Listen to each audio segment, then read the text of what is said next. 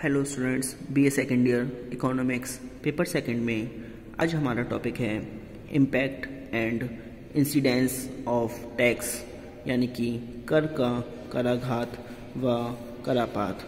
इसका पहले मीनिंग यानी कि अर्थ सुनिए। प्रोफेसर एडम स्मिथ, प्रोफेसर बाकर, प्रोफेसर सेलिगमैन, प्रोफेसर काहान जैसे सभी अर्थशास्त्रियों का मत है कि प्रत्येक व्यक्ति से उसकी योग्यता के अनुपात में कर वसूल किया जाना चाहिए। दूसरे शब्दों में, कर न्यायोचित तभी होते हैं जब उनका भार कर देने की योग्यताएं परे कर योग्यताएं जब उनका भार देने की योग्यता अनुसार पड़े, किंतु यह तभी संभव है जब यह मालूम रहे कि कर का भुगतान वस्तुतः कौन कर रहा है,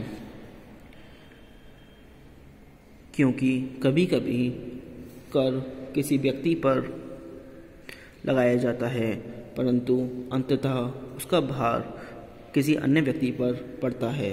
उदाहरण के लिए, जब हम एक मोटर कार खरीदते हैं तो इस मोटर कार की कुल कीमत में उत्पादन कर भी सम्मिलित रहता है।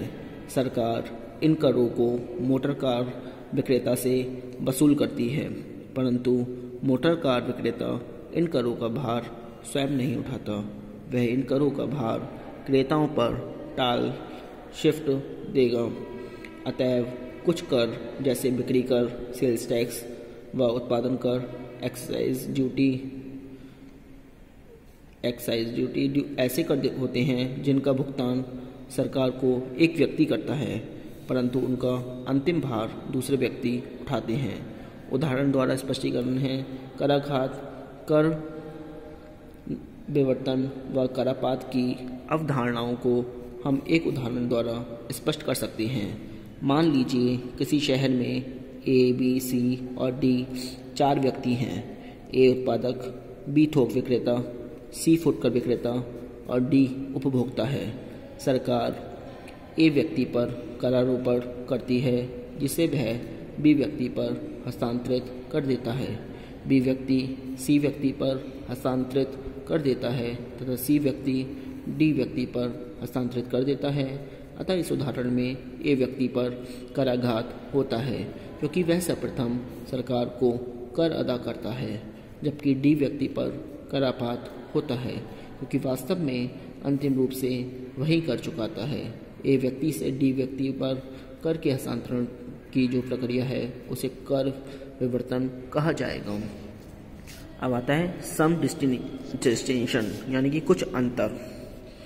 इसमें नंबर 1 है distinction between incidence and impact of tax. करापात और कराघात में अंतर सुनिए। इसमें संक्षेप में कर भार या करापात में निम्नलिखित अंतर है।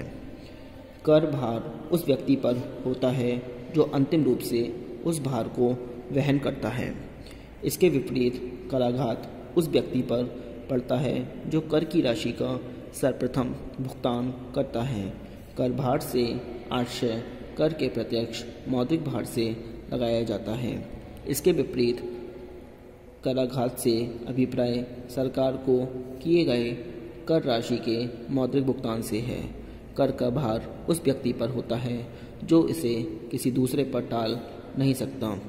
इसी प्रकार कुछ कर ऐसे होते हैं जैसे आयकर यानी कि इनकम टैक्स, जिनका सरकार को जो व्यक्ति भुगतान करता है वही उनका भार उठाता है। इनका दूसरे व्यक्ति पर विवर्तन शिफ्टिंग करना संभव नहीं होता। Number 2 distinction between incidence and shifting of a tax. करापात और कर के विवर्तन में अंतर।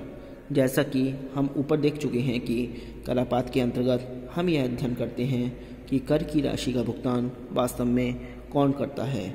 इसके विपरीत कर विवर्तन वह विधि है जिसके अंतर्गत कर भार एक व्यक्ति से दूसरे व्यक्ति पर हस्तांतरित किया जाता है। यदि विवर्तन नहीं होगा तो ऐसी स्थिति में कराघात व करापात दोनों एक ही व्यक्ति पर पड़ेंगे। Number 3 distinction between shifting of tax and evasion of tax, यानी कि कर विवर्तन और कर वंचन में अंतर। कर विवर्तन एवं कर वंचन में निम्नलिखित अंतर है। नंबर फर्स्ट है लॉस ऑफ रिवेन्यू, राजस्व की हानि। कर विवर्तन में सरकार को राजस्व की हानि नहीं होती है, जबकि कर वंचन में सरकार को राजस्व की हानि होती है। नंबर सेकंड टैक्स बर्डन, कर भार। कर विवर्तन में किसी न किसी व्यक्ति को कर के भार को सहना पड़ता है, जबकि कर वंचन में भार सहने की बात ही नहीं उठती। नंबर थर्ड है मेथड्स, विधियाँ। कर विवर्तन की विधियों को कर वंचन के काम में नहीं लाया जाता है, बल्कि कर वंचनों में अवैध विधियों को अपनाया जाता है। अब आता है difference between incidence and effect of taxes, करापात व कर के प्रभाव में अंतर। सुनिए, कर के भार अर्थात करापात के अंतर्गत केवल करों के प्रत्यक्ष द्रव्यिक भार का अध्ययन करते हैं। इसके विपरीत कर के प्रभाव का अर्थ बहुत विस्तृत होता है। इसके अंतर्गत करों से उत्पन्न होने वाले समस्त प्रकार के आर्थिक, सामाजिक व राजनीतिक परिणामों व प्रतिक्रियाओं का अध्ययन करते हैं। उपरोक्त विवेचन से स्पष्ट है कि राजस्व के दृष्टिकोण से हम प्रत्यक्ष द्रव्यिक भार को ही करापात या कर भार कहते हैं। इस प्रकार हम कह सकते हैं कि कर भार अथवा करापात के संबंध में निम्न तीन बातें प्रमुख हैं। नंबर फर्स्ट है करापात द्रव्यिक भार है। नंबर सेकंड कर भार प्रत्यक्ष होना चाहिए। नंबर थर्ड कर भार उस व्यक्ति पर पड़ता है जिससे कि कर वसूल किया गया है।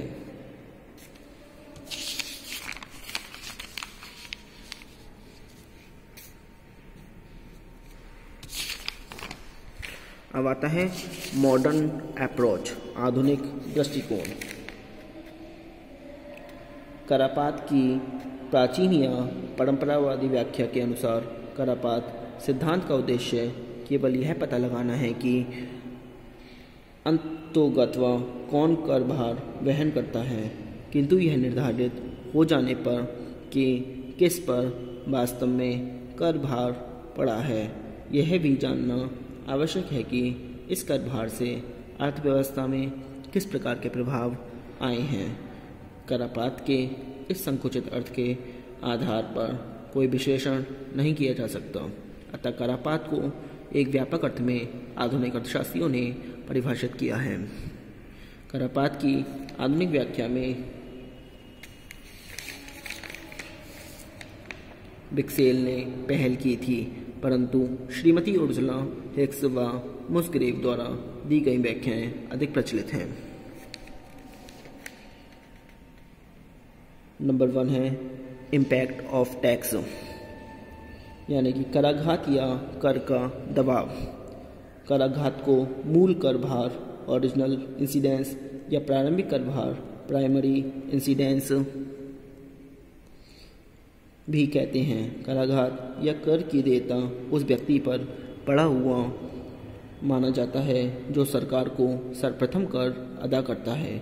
इस प्रकार कराघात बिक्री किसी कर को उस व्यक्ति पर लगाने का तत्कालीन परिणाम है जो कि उसे सर्वेक्षण अदा करता है। उदाहरण मान लीजिए सरकार चीनी के उत्पादन पर 20% की दर से उत्पादन शुल्क लगाती है। इसका भुगतान चीनी के उत्पादक द्वारा किया जाएगा। इस उदाहरण में कराघात चीनी के उत्पादक पर पड़ता है क्योंकि कर का तत्काल भुगतान करने का दायित्व उसी पर होता है।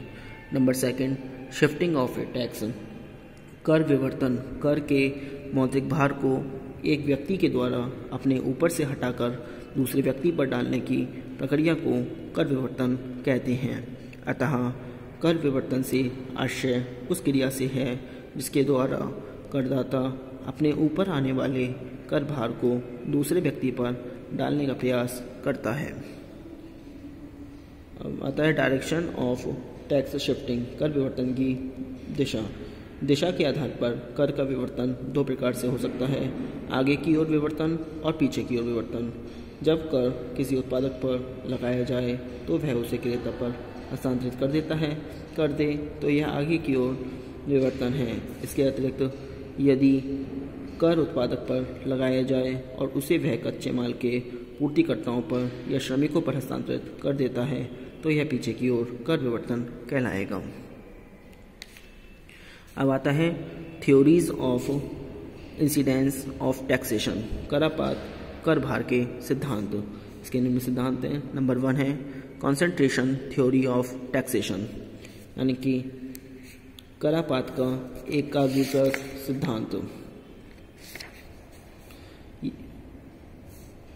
निर्वादवादियों का यह विश्वास था कि केवल कृषि ही एक उत्पादक व्यवसाय है और अन्य सभी उद्योग और व्यवसाय अनुत्पादक हैं। इसलिए निर्वादवादी अर्थशास्त्री विश्वास करते थे कि सभी कर अंत में जाकर भूमि की शुद्ध आय पर केंद्रित हो जाते हैं। यदि अन्य सभी वस्तुओं पर कर लगाया जाएगा तो उसके भार का उस समय तक विवर्तन होता रहेगा जब तक कि वह अंत में भूमि पर या किसान पर पड़े।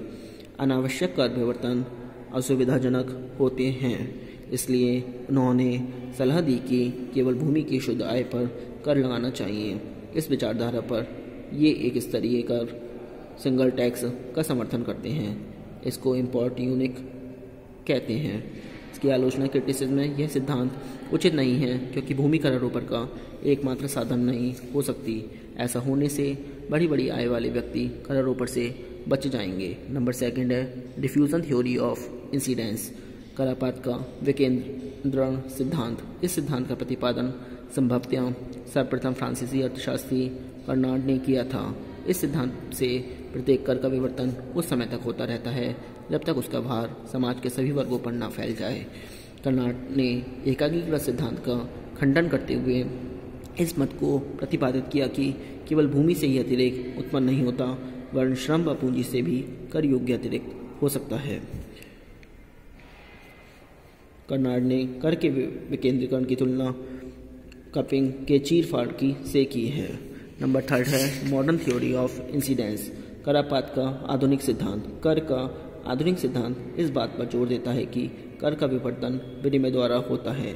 आधुनिक सिद्धांत यह मानता है कि कर का भुगतान केवल अतिरिक्त में ही किया जा सकता है। यदि अतिरिक्त सरप्लस नहीं है तो ऐसी स्थिति में कर का विवर्तन उस समय तक होता रहेगा जब तक कि परिस्थितियां ही ऐसी उत्पन्न हो जाएं कि आधिक्य प्राप्त होने लगे। आज के लिए इतना ही। Thank you very much.